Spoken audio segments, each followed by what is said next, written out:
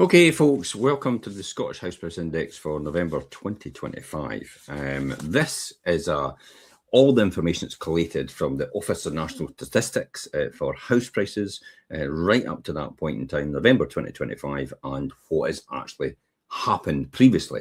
It's a good reflection about what's happening in the house prices and the house price market and the housing market itself in Scotland, but also combined with the one that I do for Zoopla. Zoopla looks kind of at the future, whereas this looks at what's actually happened previously. So what has happened in the last 12 months in Scotland up to November 2025? Well, let me tell you, average house prices in Scotland have increased by 4.5%. And the 12 months up to November 2025, up to, you can see there, 193,000.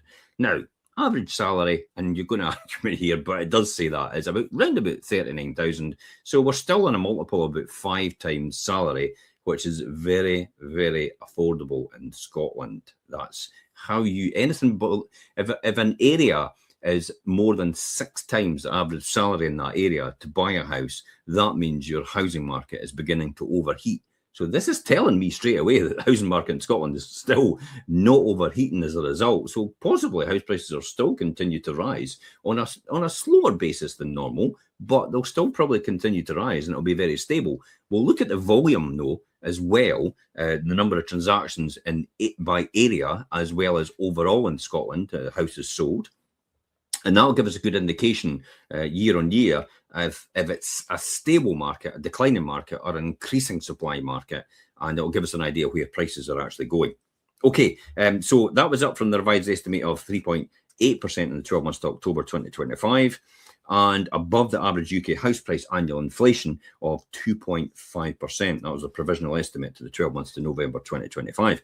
On a seasonally adjusted, non-seasonally adjusted basis, put my teeth back in, average house prices in Scotland decreased by 0.3% between October and November, compared with a decrease of 0.5% in the same period 12 months ago. So that's slowing down. On a seasonally adjusted basis, average house prices in Scotland increased by 0.8%.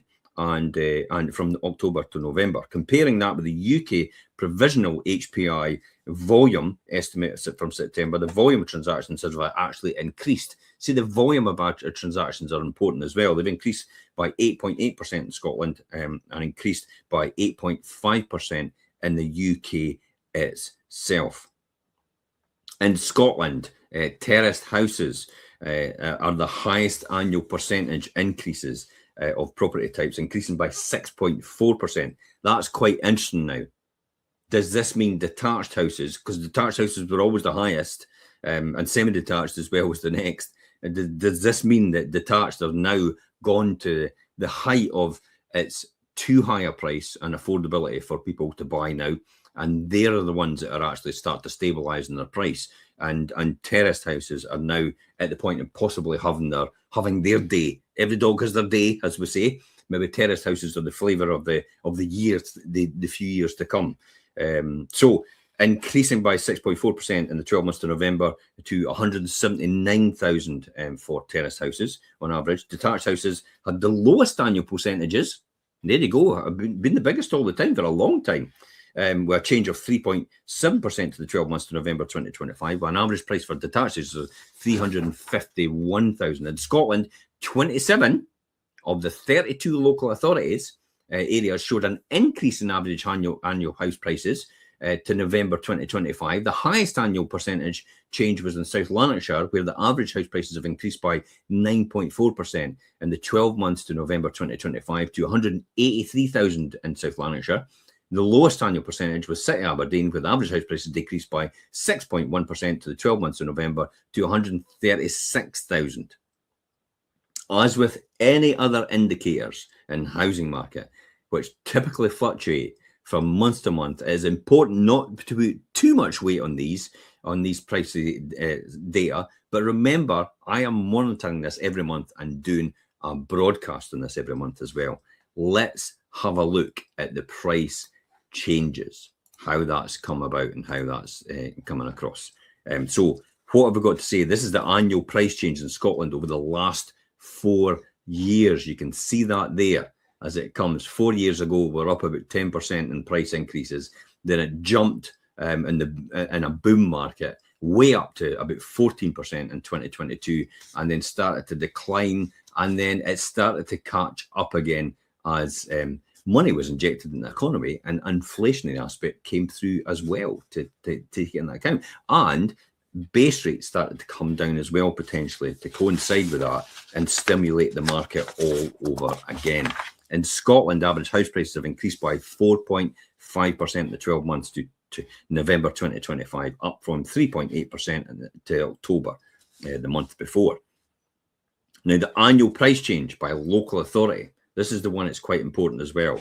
Annual price change by local authority, you can see there as we go through there. This is the price changes in each local authority. You can see how the prices have changed for your, if you can look in Angus, you've got a price change. Well, that's it's more or less stable in Angus just now. Average house price in Angus is 166,000. You've got City Aberdeen, 136,000 now, declined by, as I said, that's 6%. Dundee, 140,000. That's increased by 1.8%. City of Edinburgh, up 5.7% to 296,000. Edinburgh still a big favourite for most people. 192,000 on average for City of Glasgow, and that's 5.8% up year on year. And you can go over and you can see Clackmannanshire, Dumfries and Galloway, East Lothian, Fife, 178,000, gone up 6.3% in Fife house prices. And the year, according to the Office of National Statistics, North Lanarkshire, Ayrshire, you can see that there, North Ayrshire, 7.9% up, but only 135,000. Very, very affordable, if that's the case, in these places. Scottish Border, 185,000, 5.1% up year on year. And you've got the other places, South Lanarkshire, 9.4%, the highest one of all. And Scotland, as I said, 193,000 on average, up 4.5% overall. Where does this take things then? This is the question we've got to ask ourselves. Why the significance of this? Well, let's look at that in a graph, see what markets are hot, in other words, hot prices, and what markets are actually still stable. We can see here in this graph, as you see, everything in red is 230,000 or greater in terms of the house price. Everything in blue and below is 110,000 and below. You can see that there in that key there for average house prices. You can see the areas that are still very, very affordable. See the blue ones? Yeah, and there. Still all very affordable areas. And then you can see the Perth and the Highlands as well, and Edinburgh and Lothians. And these areas are obviously, they're quite high. Excuse me for doing that. I was just zooming in there and pressed the wrong button. And so you can see the places that have probably got growth to come, to be honest, if they attract inward investment from businesses and companies and to create jobs in these areas. These are the areas potentially are not the red areas. It could actually have a growth area. Fife, probably one in particular, especially with the hundreds of millions of pounds gone into the infrastructure in terms of the rail link coming into Leiden, taking you directly into Waverley and Edinburgh, just outside an hour's travel, direct connection to Edinburgh Waverley. That's one of the really good ones that comes out of that. So when infrastructure goes in, or it's about to go in and announced, you can see house prices will probably start going up as a result of that. Okay, average house price and change in property type. We had seen there. Look, see, as I said, look, terraced houses, 6.4%, semi-detached next, 5.2%, detached, 3.7%. Actually equal in flats and maisonettes, 3.7%. That's quite interesting.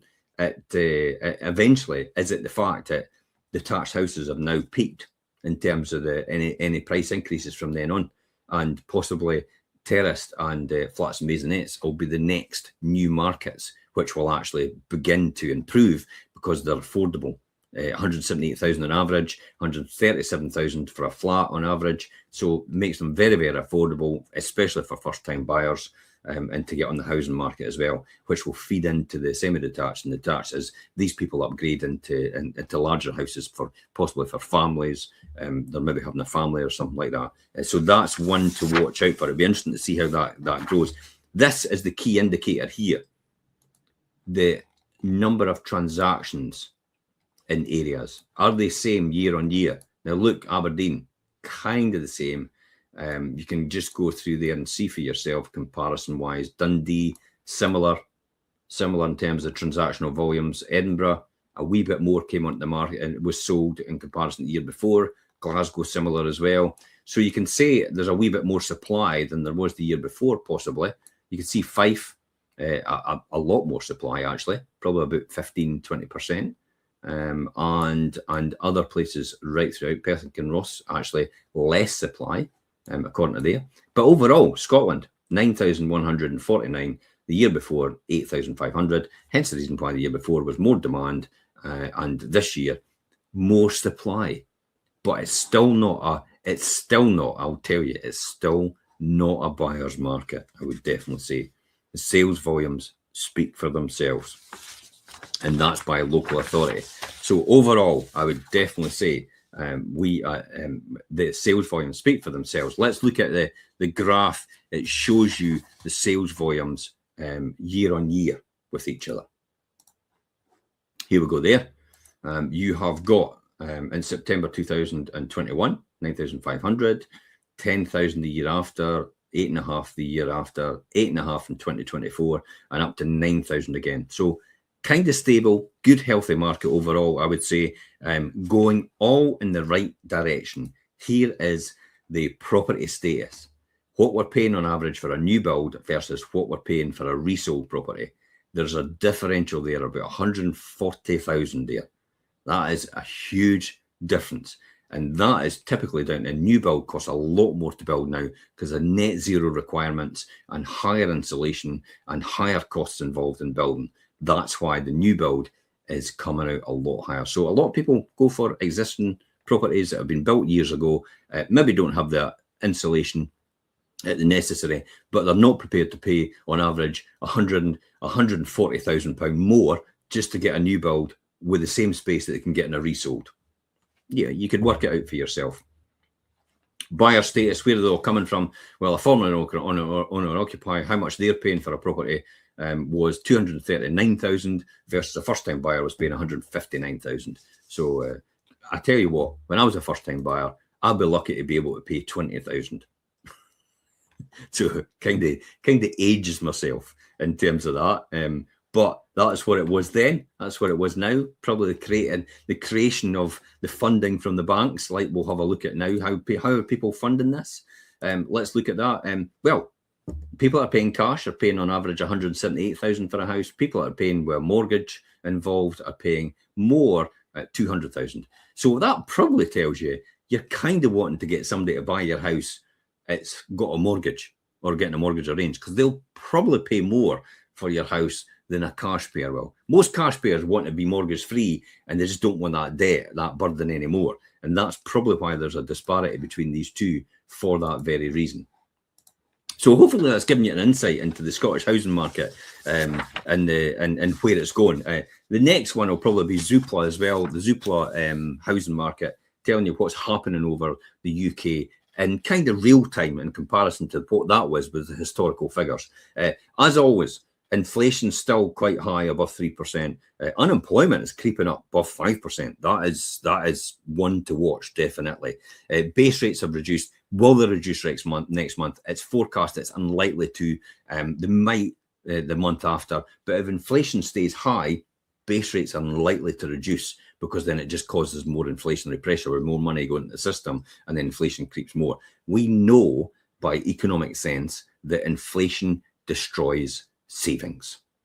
If you're getting 2% return on your bank and your inflation's 3%, every single year you're keeping your money in the bank account, you're losing 1% on it every single year. It's the deficit reduction it causes. Okay, hopefully that's given you an insight. If you need to speak about anything else or reach out or anything like that, message us direct on this post. Until next time, guys, I'm Jim Parker for Fife.